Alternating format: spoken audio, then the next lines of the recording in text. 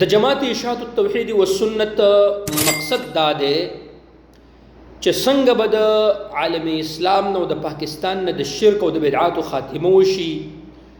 څنګه به په پوره دنیا کې او خاص کر په پاکستان کې د توحید اوازونه بلند شي. نن چې په پاکستان کې د شرک او د بدعاتو د خاتمه تاسو ته د ښکاري کنه، دا د جماعت اشاعت التوحید والسنت کاوشونه دي. د جماعت اشاعت التوحید والسنت د علماء کرامو د هغو د مشرانو خدمات دي. د دې په وجه باندې اس باندې با د جماعت اشاعت التوحید والسنت زیر اهتمام په پنځپیر کې به یو عظیم الشان اجتماع عام منعقد کیږي. زما تاسو ټول ملګرو ته چې په پاکستان کې دي په دې اجتماع عام کې شرکت وکړي، خپل خدمات پیش کړي، او په بهر ملکونو کې چې کم دي د دې لپاره په سوشل میډیا باندې یو مهم وچلوي. د جماعت اشاعت توحید و سنت هیڅ مقصد نشته دی علاوه د دینه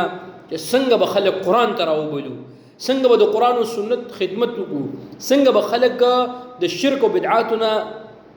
واړو او توحید ته به خلک څنګه راواړو، دغه مقصد دی بس. نو په سوشل میډیا باندې ملګرو برپور आवाज اوچت کړئ، دا ویډیو شیر کړئ د ملګرو سره خپل، او خلکو ته دا پیغام ورسوي او اکټیو اوسئ چې څنګه د جماعت اشاعت توحید و سنت اجتماع بیانات راځي، تقاریر راځي، هغه شیر کوئ صرف اور صرف د الله رب العالمین د رضا دپاره.